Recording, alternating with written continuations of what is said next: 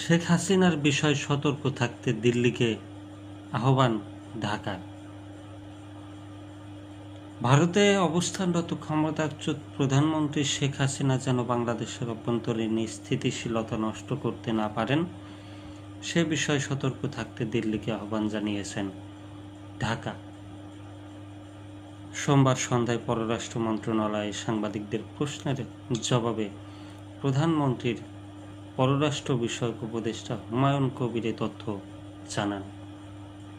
তিনি বলেন, ভারতের মাটিতে বসে শেখ হাসিনা যেন বাংলাদেশকে অস্থিতিশীল করতে না পারেন সে বিষয়ে দিল্লিকে সতর্ক থাকতে বলা হয়েছে।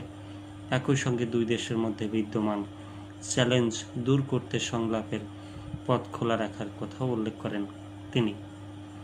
হুমায়ুন কবির আরও জানান, ওসমান হাদি হত্যা মামলার দুই আসামিকে ভারত থেকে ফিরিয়ে আনার বিষয়ে পদক্ষেপ নিচ্ছে বিচার বিভাগ।